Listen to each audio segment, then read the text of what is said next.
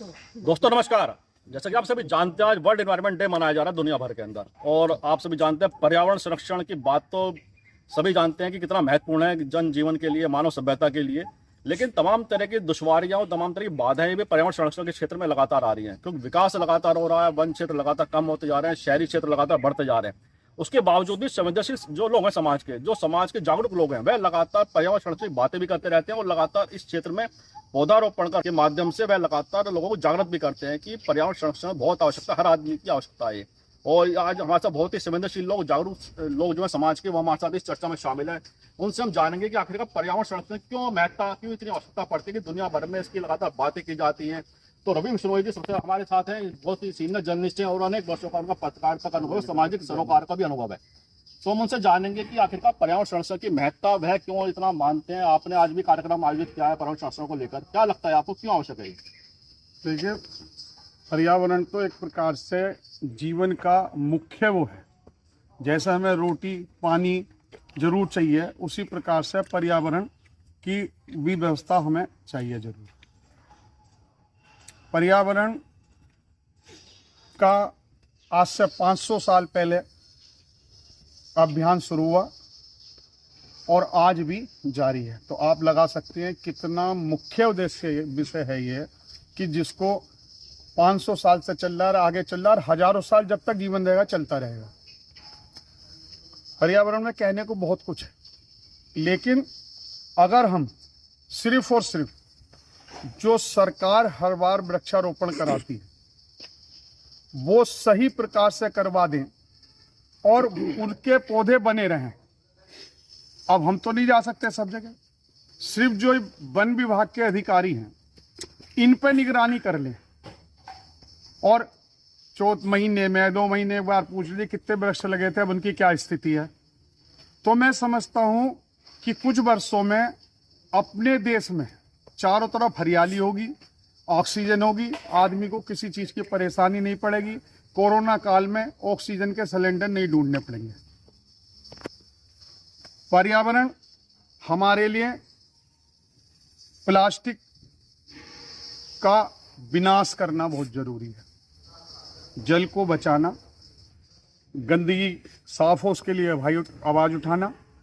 अगर हम ये कर लेते हैं तो हमारे और हमारे बच्चों के लिए ये बहुत अच्छा रहेगा और पर्यावरण संतुलन बना रहेगा। धन्यवाद। बहुत सही बात कही आपने। अगर पर्यावरण के क्षेत्र में हर आदमी अपनी जिम्मेदारी मान ले तो अपने बच्चों का भविष्य मुझे बेहतर बना सकते हैं, क्योंकि स्वच्छ हवा, स्वच्छ जल बहुत आवश्यकता मानव सभ्यता के लिए। हमारे साथ अंकित बिश्नोई जी हैं, बहुत युवा है और लगातार इस क्षेत्र में वे लगातार काम करते हैं। सोशल मीडिया एसोसिएशन के राष्ट्रीय महामंत्री हैं, आरकेबी फाउंडेशन के राष्ट्रीय महामंत्री हैं। उनसे हम जानेंगे, अंकित जी क्या लगता है आपको, जो वर्तमान हालात हैं दुनिया भर के अंदर, भारत की पूरी दुनिया में पर्यावरण असंतुलन लगातार दिखाई देता है। लगातार चाहे ग्लोबल वार्मिंग की बात हो, ओजोन परत की बात हो, तो तमाम चेतावनी भी लगातार जो विशेषज्ञ लोग बोलते हैं। तो आपको क्या लगता है ऐसे कौन से आवश्यक तत्व हैं जिनकी लोग अगर जुड़े उससे पर्यावरण संरक्षण की दिशा में बहुत महत्वपूर्ण काम कर सकते हैं? सर्वप्रथम तो मैं, देखिए प्रशांत जी, आपको बहुत बहुत धन्यवाद देता हूँ। आप बधाई के पात्र हैं और इसलिए भी धन्यवाद कि आपने आज मुझे बोलने का मौका दिया। और आज है पर्यावरण दिवस, विश्व पर्यावरण दिवस, उपयुक्त जगह बोलने का मौका दिया। अगर हम अपने आसपास देखें तो हरियाली हरियाली और कई सौ साल पुराने पेड़ों के नीचे हम खड़े हैं।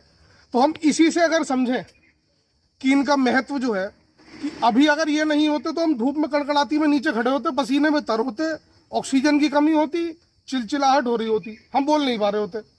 तो ये जो हम आसान से और आराम महसूस कर रहे हैं, ये इन्हीं पेड़ों की और इसी एनवायरनमेंट की देन है।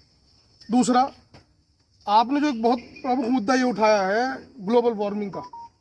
देखिए, अगर ग्लोबल वार्मिंग को समझना है तो ग्लोबल वार्मिंग को अगर कम करना है और हमें अपनी फ्यूचर जनरेशन को अगर एक अच्छा समाज, अच्छी दिशा और एक अच्छा एनवायरनमेंट प्रोवाइड करना है, तो उसका सबसे बड़ा कारण हमें ग्लोबल वार्मिंग को रोकना पड़ेगा। वो जैसा कि आज हम एक कार्यक्रम में थे, आप और हम दोनों, डॉक्टर महेश बंसल जी ने एक बहुत बड़ी बात कही, आपने सुना हो तो, कि पौधे जो है जमीन से पानी लेते हैं और आसमान तक छोड़ते हैं, जिसकी वजह से नमी बनी रहती है, हमें एक आरामदायक माहौल मिलता है। तो देखिए, अगर ग्लोबल वार्मिंग हमें रोकनी है और समाज में पर्यावरण को संरक्षण देना है, पेड़ को बढ़ाना पड़ेगा। ग्लोबल वार्मिंग के लिए हमें पानी का संरक्षण करना पड़ेगा, ज़्यादा से ज़्यादा पेड़ लगाने पड़ेंगे, हमें एक प्रतिज्ञा लेनी पड़ेगी। आज आपके मन से भी मैं कहना चाहता हूँ, सबसे कहना चाहता हूँ कि एक प्रतिज्ञा लें, अपने खुद भी लें, अपने बच्चों को भी दिलाएं, अपने परिवार में भी दिलाएं कि सब हर महीने पर्यावरण दिवस मनाएं और ज्यादा से ज्यादा पेड़ लगाएं, जल का संरक्षण करें, अपने घर पे जल की बर्बादी रोकें। इसी के साथ मैं आपको धन्यवाद देता हूँ। Thank you. बहुत महत्वपूर्ण बिंदु आपने भी उठाए चर्चा के अंदर कि कितना आवश्यक हो गया है वर्तमान चुनौती जो दुनिया में मिल रही है विकास के साथ साथ तमाम तरह की, जो क्योंकि डेवलपमेंट के नाम पर पेड़ों को कटान होता है। और हर्षवर्धन बिट्टन जी भी हमारे साथ हैं, बहुत ही सामाजिक कार्यकर्ता, अनेक शिक्षण संस्थाओं से जुड़े हुए हैं। तो बिट्टन जी, क्या लगता है आपको वर्तमान चुनौती जो है वो सामने खड़ी है, उसमें कोई छिपा हुआ नहीं है, मामला सबके सामने है कि पर्यावरण संरक्षण के लिए अगर काम नहीं हुआ तो बहुत बड़ी चुनौती मानव सभ्यता के लिए सामने है। ये वास्तव में बहुत महत्वपूर्ण बात आप कह रहे हैं। ये चुनौती नहीं, ये एक भयंकर दुष्परिणाम हमारे सामने आ सकते हैं। बात यह है, ग्लोबल वार्मिंग की बात कर रहा था अभी अंकित, मैं आपको बताऊं, ग्लोबल वार्मिंग जो है पौधारोपण से ही रोका जा सकता है। ये पौधे जो हैं ये हमें बहुत बीमारियों से, बहुत जल संपदा सुरक्षित करते हैं, उनके कारण बारिश होती है, बहुत सी बीमारियों को रोकते हैं, हमारे पशु, हमारे पक्षियों का भोजन प्राप्त होता है उनसे और उनका सहारा बनते हैं। साथ में ही सबसे बड़ी बात यह है कि आप लोगों ने जो प्रयास किया है कि हमेशा आप पेड़ लगाते हैं, उसका हम जो हैं ये चाहते हैं सब लोग उसका केयर करें, पानी, खाद लगातार हम उन्हें देते रहें, जिससे पेड़ पनरें। एक पेड़ों की बात नहीं, हमें उसके अलावा दरअसल बात यह है, पर्यावरण कई चीज़ों का है परिणाम, भौगोलिक दृष्टिकोण से, सामाजिक दृष्टिकोण से और मौसम के दृष्टिकोण से। हमारे पर्वत भी अभी तक सुरक्षित हैं जब तक हमारी वन संपदा सुरक्षित है। हमारे बहुत चीज़, पेड़ हमारे बहुत काम आते हैं, हमारे लकड़ी हमारे भोजन प्राप्त करने के लिए भी हमारे काम आते हैं, हमें फल भोजन प्राप्त करते हैं इनसे। इसके अलावा सबसे बड़ी बात यह है कि जो हम गंदगी फैलाते हैं ये भी इसी का अंग है पर्यावरण का।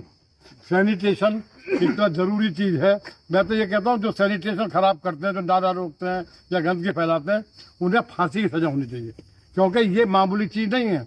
ये तो ऐसे ही जैसे आप कहते हैं कि एक लेखक जो एक कलम चलाता है तो लाखों आदमियों तक पहुँचता है, ऐसे ही आम आदमियों से बात करने की बात नहीं, इसके लिए सजा इतनी तकड़ी होनी चाहिए कि लोग गंदगी फैलाते हुए डरें। बिल्कुल बिल्कुल, ये गंदगी नहीं है, ये हमारे प्राणों की रक्षा जब ही हो सकती है, हमारे बच्चे जब भी सुरक्षित रहेंगे जब तक सैनिटेशन ठीक नहीं हो। बहुत महत्वपूर्ण आपने और वाटर हार्वेस्टिंग इसके लिए आवश्यक है, क्योंकि धीरे धीरे हमारे साथ जल की कमी होती जा रही है, वाटर लेवल बहुत नीचे जा रहा है। इसलिए अगर हम वाटर हार्वेस्टिंग करेंगे तो जल का स्तर भी ऊपर आएगा और सब लोगों को आसानी से जल पीने का उपलब्ध होगा।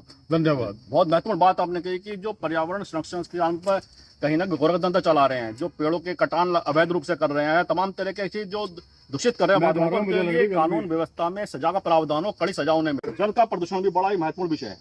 पौधारोपण तो बहुत जरूरी है, वन क्षेत्र का बढ़ाव बहुत जरूरी है, लेकिन जल प्रदूषण भी बहुत बड़ी मात्रा में इस समय देखा जा रहा है। उसके लिए आप क्या सोचते हैं कि जल प्रदूषण कैसे रोका जाए, जल स्वच्छ कैसे हो, शुद्ध हवा कैसे हो, उसके लिए क्या विचार आप सोचते हैं? आपके मन में क्या किस तरह की बातें आती हैं? देखिए, इंसान की ज़िंदगी ईश्वर की तरफ से एक अनमोल तोहफा है। इसकी हिफाजत हम सब की जिम्मेदारी है और इसके लिए बेहतरीन रास्ता ये पौधरोपण का है। सन 1973 5 जून को सबसे पहला विश्व पर्यावरण दिवस मनाया गया था और उसके बाद से लगातार इसकी महत्वता बढ़ती जा रही है और सबको इसका एहसास हो रहा है। हमारे विशेषज्ञ स्पेशलिस्ट इस बात को महसूस कर रहे हैं कि आज के दौर में इंसानी ज़िंदगी की हिफाजत के लिए, बीमारियों से निजात के लिए, अच्छी सेहत के लिए, हमारे बुज़ुर्गों को एक अच्छी साफ़ फ़िज़ा उनके दरमियान कायम करने के लिए इस तरह के कार्यक्रम और इस तरह की जागरूकता बेहद ज़रूरी है, निहायत ज़रूरी है। और ये जो बात आपने रखी जल के बारे में, आज ये देखिए कि वाटर लेवल कितना नीचे चला जा रहा है। पहले बहुत कम लेवल पर पानी साफ़ सुथरा मिलता था, आज 250 फीट भी जाकर साफ़ सुथरा पानी नहीं मिल पाता। इसका सबसे बड़ा जो मामला है वो ये है कि हम इसकी हिफाजत नहीं कर रहे, वाटर को सेव नहीं कर रहे। अंतिम संदेशा नबी सल्लल्लाहु अलैहि वसल्लम सिर्फ 3 किलो पानी से नहा लिया करते थे। आज हम कई कई बाल्टी पानी वेस्ट कर देते हैं नहाने में, तो इसको समझना होगा। इस्लाम हो या हिंदू मज़हब हो या सिख मज़हब हो या ईसाई मज़हब हो, सब के लिए ये निहायत ज़रूरी है कि वो आपस में मिलजुल कर इस देश की, जो सबसे प्यारा देश है, दुनिया का सबसे सर्वोत्तम देश है, और मैं इस बारे में कहा करता हूँ कि कहीं ज़मीन तो कहीं आसमान मिलता है, कहाँ किसी को मुकम्मल जहान मिलता है, मिटा दो दूरियां सब एक हो जाओ, बड़े ही नसीबों से ये हिंदुस्तान मिलता है। ये प्यारा हिंदुस्तान है। हम सब मिलजुल कर इस पर्यावरण दिवस के शुभ अवसर पर लोगों तक ये अपील करते हैं कि इसमें जागरूकता पैदा करें और वाटर को सेव करें और साफ़ सुथरा माहौल कायम करें, गंदगी ना फैलाए। और इसी के साथ में आपको भी और हमारे बिश्नोई साहब को भी और सबको दिल की गहराइयों से मुबारकबाद देते हुए दुआ करता हूँ कि मेरा ये प्यारा देश तरक्की करता रहे, हम स्वस्थ रहें और अच्छी ज़िंदगी जिए। बहुत शानदार संदेश दिया आपने, और जिस तरह खूबसूरत शब्दों में अपनी बात आपने रखी, वास्तव में वह जरूरत भी है। जिस तरह सांप्रदायिक सौहार्द की आपने बात की, वर्तमान समय की बहुत बड़ी आवश्यकता भी है। सुंदर शर्मा जी हमारे साथ हैं, बहुत सीनियर सरकारी अधिकारी रहे हैं, बहुत अनुभव है इनका सरकार में काम करने का। तो आप किस तरह से देखते हैं, सरकारी व्यवस्थाएं भी लगातार पर्यावरण को बढ़ाती है आगे, लगातार हर साल देखते हैं करोड़ों की संख्या में पूरे देश में पौधारोपण होता है, लेकिन अगर धरातल पर देखें उसको कितना व्यवहारिक रूप से आप देखते हैं? और साथ ही एक महत्वपूर्ण बात ये आती है, पौधा तो लगा देते हैं, पौधारोपण तो हो जाता है, लेकिन उसकी देखरेख के लिए जो सबसे बड़ी जिम्मेदारी निभाने की बात होती है उसे बहुत ही कम लोग निभा पाते हैं। इसके ऊपर क्या सोचते हैं आप, क्या आप इस तरह से पूरे विषय को देखते हैं?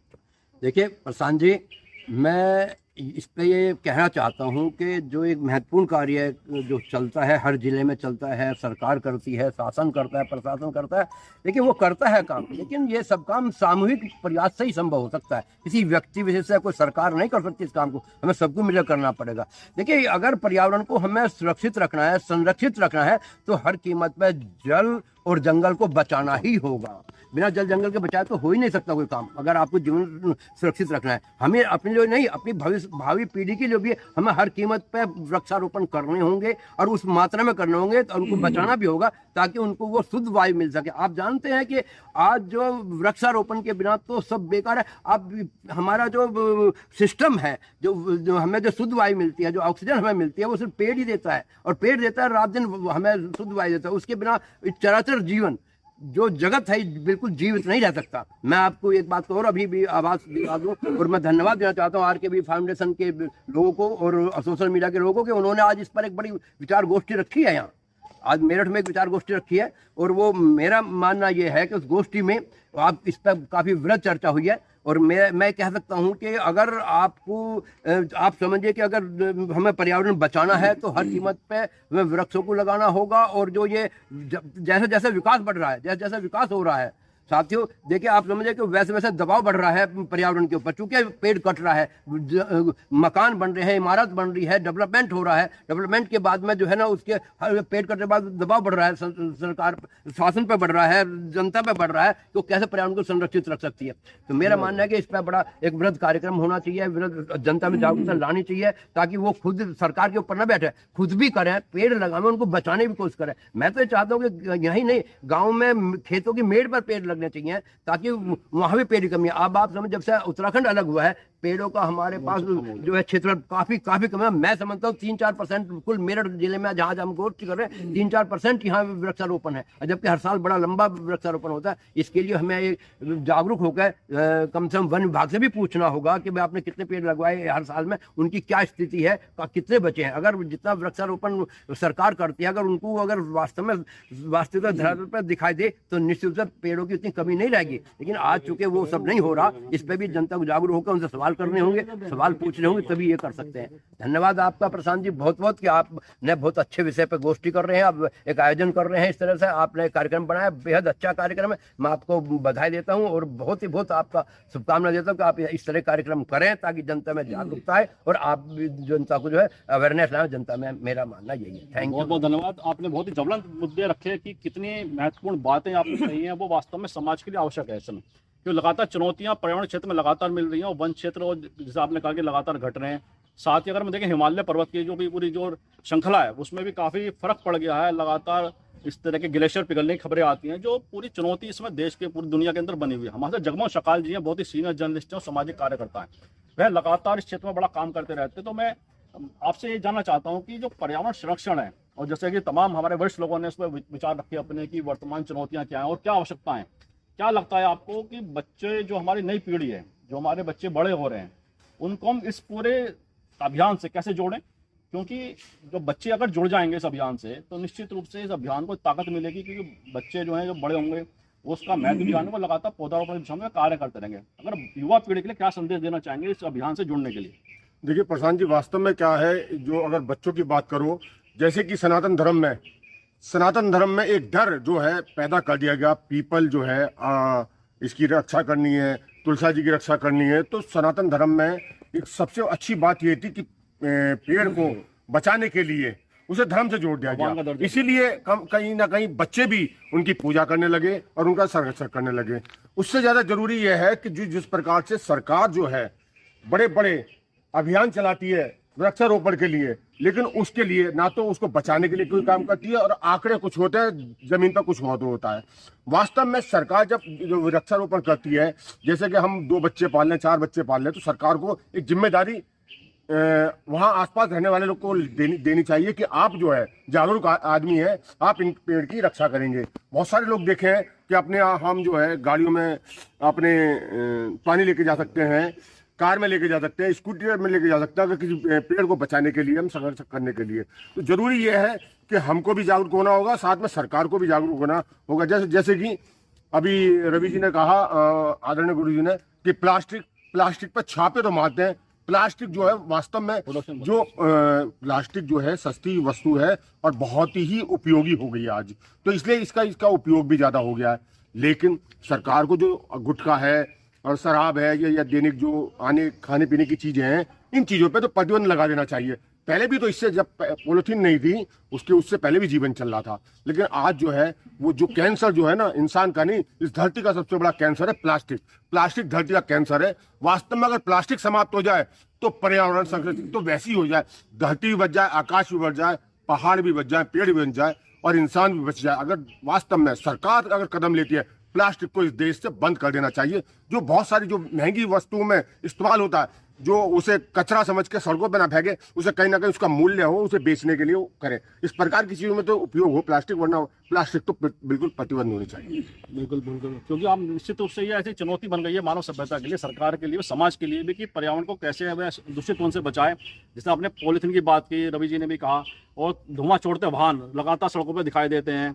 तो ये तमाम ऐसे विषय हैं, जानते सब हैं, लेकिन उसकी जो रोकथाम के लिए उतना बड़ा प्रयास नहीं होता जितनी आवश्यकता है। और साथ ही समाज को जागरूक होना पड़ेगा, क्योंकि जैसे व्यवस्थाएं एक सिस्टम तो दे सकती हैं, नियम बना सकते हैं, लेकिन उसको अप्लाई करने का आम नागरिक के भी बहुत उसके बड़ी जरूरी होता है। अगर आम नागरिक समझ जाएगा, पर्यावरण संरक्षण की महत्ता समझ जाएगा, अपने स्तर से इतना प्रयास कर ले कि वह पॉलिथीन को नालियों में ना फेंके या ऐसी जगह ना फेंके जहाँ कूड़े का अंबार बन जाए उसका, या गायें या पशु उसे खा लें। तो तमाम तरह की सब चीज़ पता है सभी को, जानकारी यहाँ है। लेकिन हमारे इस मंच के माध्यम से आप सबसे अपील है कि पर्यावरण संरक्षण की दिशा में आप सभी कार्य करें और प्रयास करें कि अपने आसपास पड़ोसी को भी जागरूक करें इन सब चीज़ों के लिए। और मैं सभी का, जो हमारे विशेष अतिथि थे इस चर्चा में, उनका भी धन्यवाद व्यक्त करता हूँ। इन्होंने बहुत ही महत्वपूर्ण बिंदु उठाए और मुझे विश्वास है कि आपके जो महत्वपूर्ण बिंदु हैं वो लोगों तक पहुँचेंगे, लोग उसे पसंद भी करेंगे।